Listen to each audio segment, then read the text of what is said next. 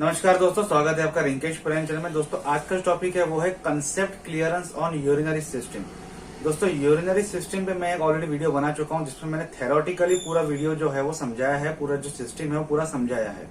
अब concept clearance का मतलब क्या है कि इस तरीके से आपको जो पॉइंट है वो ओरली या फिर डायग्रामेटिकली समझाने की कोशिश करूंगा कि कभी भी आपसे अगर कोई पूछता है कि भाई किडनी के बारे में या किसी सिस्टम के बारे में, ये भी सीरीज शुरू हो जाएगी एक सिस्टम के ऊपर, तो कोई भी अगर आपसे पूछता है इसके बारे में तो आप इजीली जो है उसे विदाउट एनी जिससे हम लोग कहेंगे कि डेफिनेशन या फिर साइंटिफिक लैंग्वेज या फिर साइंटिफिक पैरा, इसके बगैर आप किस तरीके से उसे इजीली समझा सकते हैं किसी व्यक्ति को, या आप खुद किस तरीके से उसे हमेशा के लिए याद कर सकते हैं या फिर रिमेम्बर कर सकते हैं।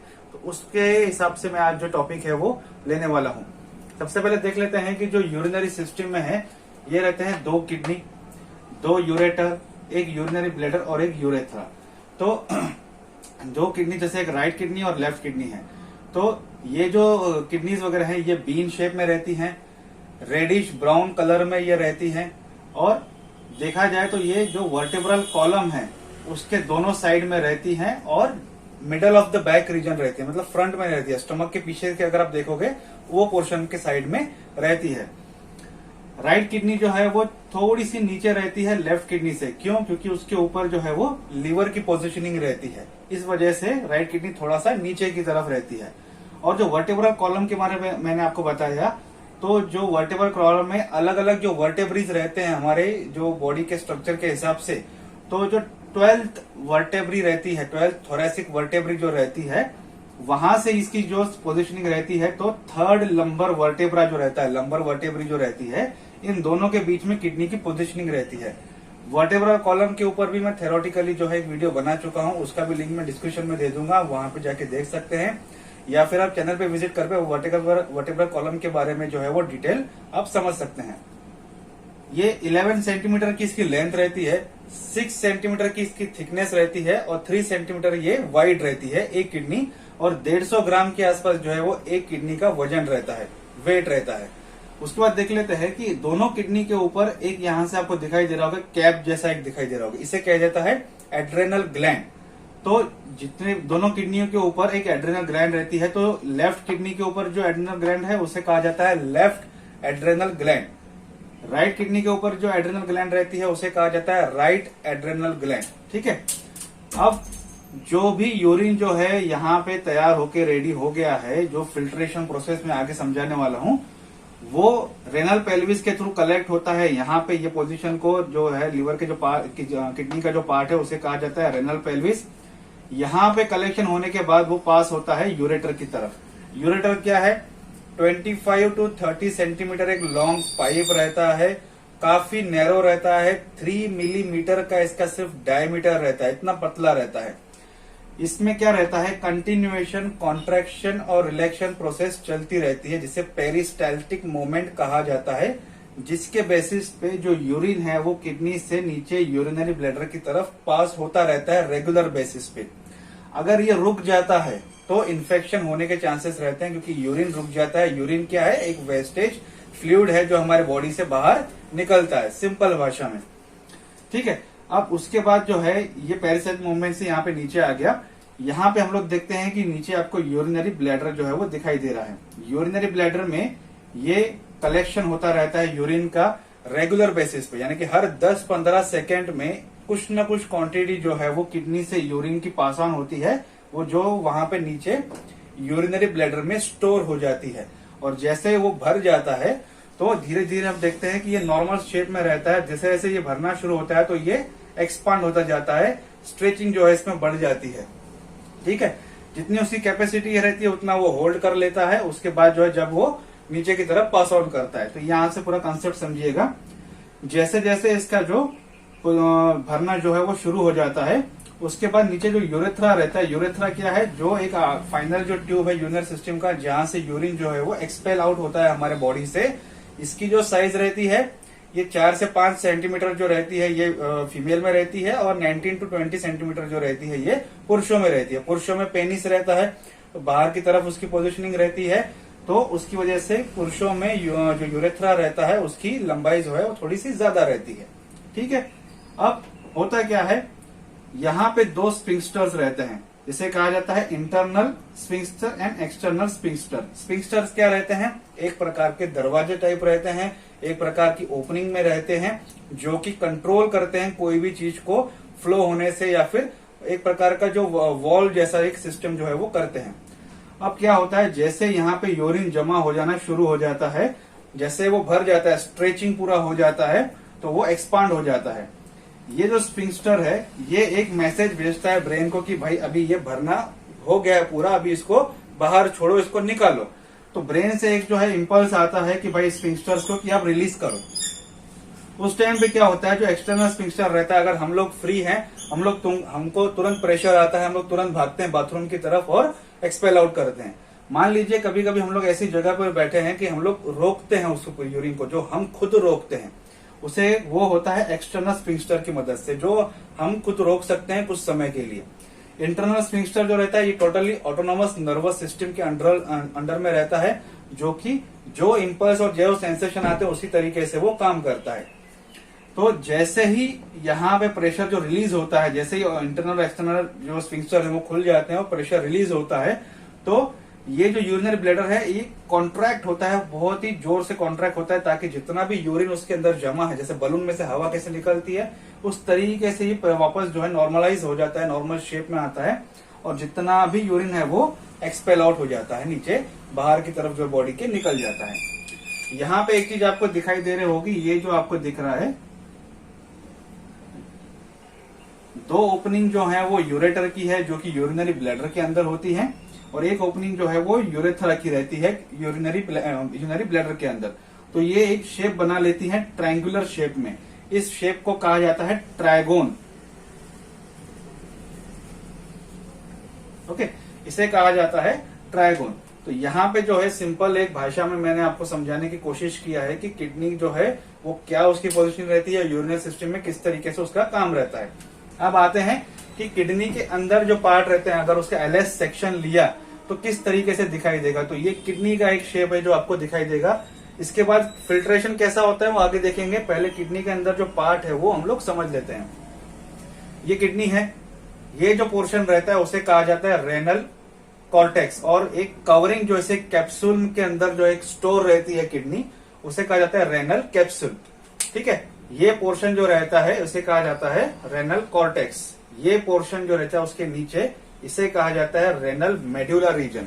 ठीक है, उसके बाद जो ये ट्रायंगुलर, जो ये पिरामिड टाइप जो आपको शेप दिखाई दे रहा है, मैक्सिमम जो फिल्ट्रेशन होता है वो ये पोजीशन में, कॉर्टेक्स पोजीशन में ज्यादातर होता है। इसे कहा जाता है रेनल पिरामिड्स। ये आपको दिखाई दे रहा है, रेनल पिरामिड से कहा जाता है। ये जो आपको दिखाई दे रहा है यहाँ पे जो ग्रीन कलर में मैंने बनाया, इसे कहा जाता है कैलिक्स। ये जो भी कलेक्शन होता है, जो फिल्ट्रेशन के बाद जो भी कलेक्शन होता है यहाँ पे मेडुला पोर्शन के बाद, जो रेनल पिरामिड्स में से जो कलेक्शन होता है फिल्ट्रेशन पर जो फाइनली हो जाता है, वो कलेक्शन होता है कैलिक्स में। कैलिक्स के बाद जो है वो रेनल पेल्विस में कलेक्शन होता है, उसके बाद नीचे यूरेटर में जो है वो कलेक्शन हो जाता है। तो ये पोजीशन जो रहते हैं, जो रेनल कैलिक्स रहते हैं, ये छोटे साइज में भी रहते हैं, बड़े साइज, मतलब इसे मेजर कैलिक्स भी कहा जाता है, या फिर माइनर कैलिक्स, जो छोटे रहते हैं उसे माइनर कैलिक्स भी कहा जाता है। ये यहाँ पे कलेक्शन होता है, इसे इस पोर्शन को कहा जाता है रेनल पेल्विस। रेनल पेल्विस में जो है इसका फाइनली पूरा कलेक्शन होता है, उसके बाद फिर ये नीचे पास आउट कर देता है यूरेटर की तरफ। ये यहाँ पे जो यूरेटर, फिर यूरिनरी ब्लैडर, और फिर यूरेथ्रा के थ्रू बाहर निकल जाता है। अब यहाँ देखिए, ये जो आपको पोर्शन दिखाई दे रहा है, ये वाला, जहां से रेनल पेल्विस भी जा रहा है और आर्टरीज और वेन्स भी जो किडनी को ब्लड सर्कुलेशन सप्लाई करती हैं, फिल्ट्रेशन करके लेके जाती हैं। तो ये जो पोर्शन है जहां से एक प्रकार का कॉन्वेक्स जो ओपनिंग दिखाई दे रहा है, जहां से ये पूरे पोर्शन जो जाते हैं, जो अलग अलग जो वेन्स, नर्व्स, रेनल पेल्विस जाते हैं, इसे कहा जाता है हेलियम, रेनल हेलियम। ओके, ये यहां से ब्लड सर्कुलेशन, जो आर्टरीज, वेन्स और रेनल पेल्विस यहाँ से पास ऑन होते हैं। उसके बाद जो भी यहाँ पे फिल्ट्रेशन होने के बाद जो यूरिन है जो बन जाता है, वो आगे की तरफ पास ऑन हो जाता है। अब यहाँ से बाद हम लोग देखेंगे कि ग्लोमेरुलस क्या रहता है और नेफ्रॉन क्या रहते हैं और फिल्ट्रेशन किस तरीके से होता है और फंक्शन जो है वो किडनी का हम लोग इसके बाद आगे देखेंगे। अब देख लेते हैं कि जो नेफ्रॉन रहते हैं, जो कि फंक्शनल यूनिट कहा जाता है किडनी का, और उसके बाद बोमेन्स कैप्सूल, और फंक्शन क्या है यूरिनरी सिस्टम के या फिर किडनी के। तो यहाँ पे पहले देख लेते हैं कि ये जो स्ट्रक्चर है ये है नेफ्रॉन को। नेफ्रॉन को क्या क्या बोला जाता है, ये फंक्शनल यूनिट है किडनी का, फिल्ट्रेटिंग या फिल्ट्रेशन यूनिट है किडनी का। तो ये अलग अलग टर्मिनोलॉजी दी जाती है उसे। तो ये जो उसके जो पार्ट है नेफ्रॉन के, ये अलग अलग जो पार्ट है उसका नाम जो पहले जो हम समझ लेते हैं। तो ये जो आपको कप जैसा एक स्ट्रक्चर दिखाई दे रहा है जहाँ पे सबसे ज्यादा फिल्ट्रेशन होता है, उसे कहा जाता है बॉमेंस कैप्सूल या फिर ग्लोमेरुलस कैप्सूल। उसके बाद जैसे ही यहाँ से फिल्ट्रेशन होके यहाँ पे नीचे जो है वो फिल्टर्ड मटेरियल जो आ जाता है उसे कहा जाता है, जो इस ट्यूब को जो है कहा जाता है पीसीटी यानी कि प्रॉक्सिमल कॉन्वोल्यूटेड ट्यूब्यूल। उसके बाद नीचे यहाँ पे जो आपको दिखाई दे रहा है एक पतला ट्यूब हो जाता है। यहाँ पे देखिए पहले थोड़ा सा इसका डायमीटर बड़ा रहता है, बाद में फिर डायमीटर छोटा हो जाता है। इसका भी एक रीजन है, मैं आगे क्लियर करता हूँ। तो ये जो पोर्शन है इसे कहा जाता है लूप ऑफ हेनले। और उसके बाद जो वापस जो इसका डायमीटर बड़ा हो जाता है, एक ट्यूब वापस जो है बन जाता है, इसे कहा जाता है डिस्टल कॉन्वोल्यूटेड ट्यूबुल। प्रॉक्सिमल मतलब जो इनिशियल रहता है उसे प्रॉक्सिमल कहा जाता है, जो लास्ट में असली है उसे डिस्टल कॉन्वोल्यूटेड ट्यूबुल जो है वो कहा जाता है। उसके बाद फाइनली जब पूरा प्रोसीजर हो जाता है फिल्ट्रेशन का या फिर पूरा यूरिन जब फॉर्म हो जाता है तो वो होता है यहाँ पे कलेक्टिंग ट्यूब्यूल्स, जो कलेक्टिंग डक्ट रहता है फाइनल, ये कलेक्शन होता है। इसके बाद जो है ये रेनल पेल्विस में जाता है। रेनल पेल्विस हमने पहले देख लिया है। रेनल पेल्विस से बाद फिर वो यूरेटर, यूरिनरी ब्लैडर और यूरेथ्रा, ये पूरी प्रोसीजर ये इस तरीके से रहती है। यहाँ पे मैंने जो एक रेड लाइन यहाँ पे ड्रॉ की है, इसका मतलब ये है कि जो हमने एलएस सेक्शन देखा था किडनी का, जिसमें मैंने आपको कॉर्टेक्स और मेडुलर दो रीजन बताए थे किडनी के, तो मैक्सिमम जो नेफ्रॉन का रीजन रहता है वो कॉर्टेक्स साइड में रहता है, और ये जो पोर्शन देखने को मिल रहा है ये ज्यादातर जो मेडुलर रीजन रहता है नीचे की तरफ रहता है, जो ये पोर्शन जो वहां पे देखने को मिलता है। तो इस तरीके से एक स्ट्रक्चर जो है वो रहता है, थोड़ा बहुत ऊपर नीचे हो सकता है। उसमें जाता है बॉमेंस कैप्सूल पे। बॉमेंस कैप्सूल को ग्लोमेरुलस कैप्सूल भी कहा जाता है, और इसे यूरिनरी फिल्ट्रेशन कैप्सूल भी कहा जाता है, या फिर यूरिनरी कैप्सूल भी अलग अलग इसे नाम दिए जाते हैं, लेकिन ज्यादातर ये दो नाम से जाना जाता है, बॉमेंस कैप्सूल और ग्लोमेरुलर कैप्सूल। तो देखो यहाँ पे ये जो है ये कप जैसा आपको एक सैक दिखाई देता है। तो ये एक स्ट्रक्चर जो है इसका ये है। यहाँ पे एक जो आर्टरीज हैं जो कि ब्लड लेकर आती है, उसे कहा, जो यहाँ पे लेकर आती है उसे कहा जाता है एफरेंट आर्टेरियोल, और जो यहाँ से वापस लेके जाती है उसे कहा जाता है इफरेंट आर्टेरियोल। जो इनसाइड आ रही है उसे एफरेंट, और जो लेके जा रही है उसे इफरेंट आर्टेरियोल। तो ये फर्क रहता है। दूसरा फर्क क्या रहता है इसमें आर्टेरियोल में, यहाँ पे आप देखने को मिलेगा कि आपको इसका जो डायमीटर है वो डायमीटर थोड़ा बड़ा है, और इफरेंट का डायमीटर छोटा रहता है। ये भी एक पूछा जाता है। तो इसमें फर्क क्यों रहता है, क्योंकि यहाँ पे जब वो आती है फिल्ट्रेशन के लिए तो एक प्रेशर चाहिए रहता है। तो जब डायमीटर छोटा हो जाता है, जैसे पाइप का साइज छोटा हो गया, तो वहां पे प्रेशर बढ़ जाता है, जो कि फिल्ट्रेशन को हेल्प करता है, जो कि एक फंक्शन है, जो कि प्यूरिफिकेशन जो लगता है फ्लूइड का, वो यहाँ पे नीड रहती है। ठीक है। बॉमेंस कैप्सूल के तीन अलग अलग लेयर्स हैं। एक है बेसमेंट मेम्ब्रेन, जो आपको यहाँ पे ग्रीन कलर का दिखाई दे रहा है, जो सर्कल मैंने किया है, ये बेसमेंट मेम्ब्रेन। पोडोसाइड, ये विसरल लेयर रहती है, ये फिंगर लाइक एक पोडोसाइड्स रहते हैं, वो यहाँ पे दिखाई देते हैं आपको। और दूसरा जो यहाँ पे सिंपल स्क्वेमस एपिथेलियल सेल है, तो उस एपिथेलियल जो ये बॉक्स टाइप में आपको दिखाई दे रहा है। कहीं भी आप एपिथेलियल सेल का डिजाइन देखेंगे तो उसे बॉक्स में ही जो है वो स्पेसिफाई किया जाता है, हाईलाइट किया जाता है, क्योंकि उसका स्ट्रक्चर जो है वो इसी तरीके से देखने को मिलता है। अब होता क्या है इसमें, जब यहाँ से एफरेंट आर्टेरियोल में आती है तो यहाँ पे वो छोटी छोटी कैपिलरीज यानी छोटी छोटी साइज में जो है वो नसें जो है वो बढ़ जाती हैं। फिर वो यहाँ से फिल्ट्रेशन होता है। फिल्ट्रेशन होने के बाद ये जो पार्टिकल आपको दिखाई दे रहे हैं, छोटे छोटे पार्टिकल, ये फिल्ट्रेशन होने के बाद पीसीटी यानी कि प्रॉक्सिमल कॉन्वोल्यूटेड ट्यूब्यूल में ट्रांसफर किए जाते हैं। तो अब देख लेते हैं कि फंक्शंस में मैं आपको बता देता हूँ कि इसका जो फंक्शन रहेगा कैसा रहेगा, और उसमें ही ये जो पूरा स्ट्रक्चर है और अच्छे से मैं आपको समझा सकता हूँ।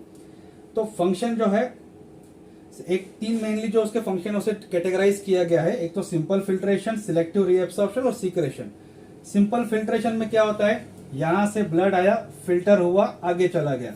फिल्ट्रेशन में क्या क्या होता है, जो ज्यादातर फ्लूइड रहता है या फिर बड़ी मात्रा में छोटे पार्टिकल, मतलब large number of small particles, वो फिल्टर हो जाते हैं। दिख रहा है ना आपको डॉट डॉट में, ये फिल्टर हो गया। यहाँ पे जो बड़े पार्टिकल्स रहते हैं, बड़े साइज के पार्टिकल रहते हैं, वो फिल्टर नहीं होते, जैसे कि ब्लड स्लेट, प्लाज्मा प्रोटीन या फिर और जो बड़े पार्टिकल्स रहते हैं वो फिल्टर नहीं हो पाते हैं, वो कैपिलरी में ही रह जाते हैं और आगे कैरी फॉरवर्ड चले जाते हैं।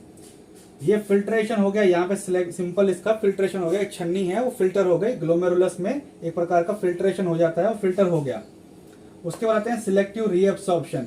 रीएब्सॉर्प्शन सिलेक्टिव जो है, जो प्रोसीजर है, इसमें क्या होता है कि जो जो पार्टिकल्स यहाँ पे फिल्टर हो गए उसमें से जो बॉडी की नीड है, रिक्वायरमेंट है, वो रीएब्सॉर्ब होता है। जैसे कि एक फ्लूइड पानी है, अगर बॉडी को ज्यादा चाहिए, ज्यादा मात्रा में अगर फिल्टर हो गया है, कुछ चाहिए, तो वो रीएब्सॉर्प्शन से वापस चला जाता है बॉडी में। कुछ इलेक्ट्रोलाइट्स हैं जो बॉडी के जो बैलेंस है, बॉडी बैलेंस मेंटेन करने लगते हैं, वो रीएब्सॉर्ब हो जाते हैं।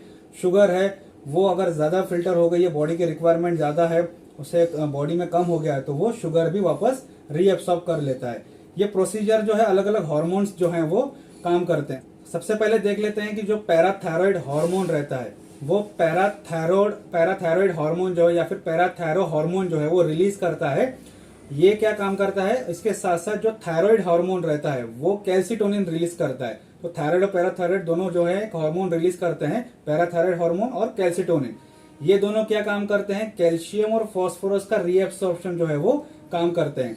दूसरा क्या रहता है, एंटी डाययूरेटिक प्रॉपर्टी, मतलब जो पोस्ट पिट्यूटरी ग्लैंड रहती है, पीछे की साइड जो पिट्यूटरी ग्लैंड रहती है, वो क्या करती है, परमिएबिलिटी बढ़ा देती है। परमिएबिलिटी क्या बढ़ा लेती है कि ये डिस्टल कन्वोल्यूटेड ट्यूबुल और कलेक्टिंग जो ट्यूबुल है, यहाँ से पानी का रीएब्सॉर्प्शन जो है वो ज्यादा बढ़ा लेती है, परमिएबिलिटी उसकी बढ़ा लेती है, जिसकी वजह से बॉडी में फ्लूइड की रिक्वायरमेंट बैलेंस हो सके।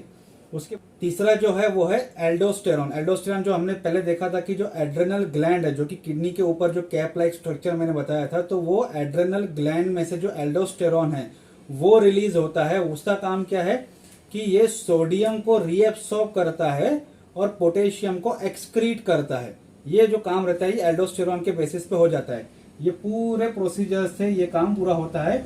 सबसे ज्यादा जो रीएब्सॉर्प्शन होता है वो ये लूप ऑफ हेनले में होता है, इसलिए इसका डायमीटर छोटा है, क्योंकि ये प्रेशर रिलीज कर देता है। जो डायमीटर जब कम हो जाता है तो प्रेशर बढ़ जाता है, तो रीएब्सॉर्प्शन जो बॉडी का है वो यहाँ पे जो नेफ्रॉन के अंदर है वो बढ़ जाता है। सीक्रेशन में क्या होता है कि कुछ ऐसे पार्टिकल जो ज्यादा क्वांटिटी में, जो जिसे हम लोग कहते हैं कि फ्री रेडिकल्स आ जाते हैं, या फिर कुछ ऐसे अनवांटेड मटेरियल ज्यादा आ जाते हैं बॉडी में। कभी कोई अल्कोहल ज्यादा लेता है, वाइन ज्यादा ले लेता है, तो बॉडी को ज्यादा नीड नहीं रहती है, तो वो सीक्रेट किए जाते हैं ज्यादा क्वांटिटी में कि वो एक्सपेल आउट हो जाए। कभी कभी मान लीजिए कि हम लोग बॉडी ने रीएब्सॉर्ब तो कर लिया, सोडियम या कोई फ्लूइड या इलेक्ट्रोलाइट्स रीएब्सॉर्ब कर लिया, लेकिन उसी वक्त हमने भी अगर ओरली अगर कुछ चीजें खा ली तो बॉडी में वो डबल हो जाता है, क्वांटिटी बढ़ जाती है। तो उस समय में क्या कर देता है, जो ज्यादा क्वांटिटी हो गई है उसे वापस सीक्रेट करके वापस एक्सपेल आउट कर लेता है।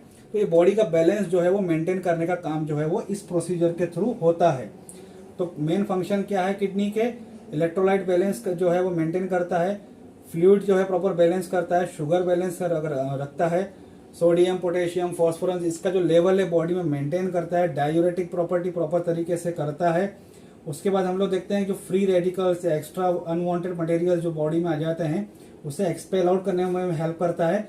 सोडियम पोटेशियम से क्या होगा कि जो ब्लड प्रेशर है वो मेंटेन रहेगा, शुगर मेंटेन रहेगी। तो ये सब जो है फंक्शन में किडनी के आते हैं, और इस प्रोसीजर के थ्रू ही जो ये पूरा जो काम है ये होता है। ये रेगुलर बेसिस पे, कंटिन्यूशन बेसिस पे चलता रहता है हमारी बॉडी में। कुछ ज्यादा हो गया तो रीएब्सॉर्प्शन, कुछ कम हो गया तो वापस सीक्रेट कर लो। इस तरीके से ये पूरी प्रोसीजर जो रहती है, जो फंक्शन में आती है बोमेंस कैप्सूल के अंदर या फिर नेफ्रॉन के अंदर, जो पूरी तरीके से प्रोसीजर रहती है। तो आज का टॉपिक यही रहता है। वीडियो अच्छा लगे तो लाइक शेयर सब्सक्राइब कमेंट जरूर कीजिएगा। Thank you.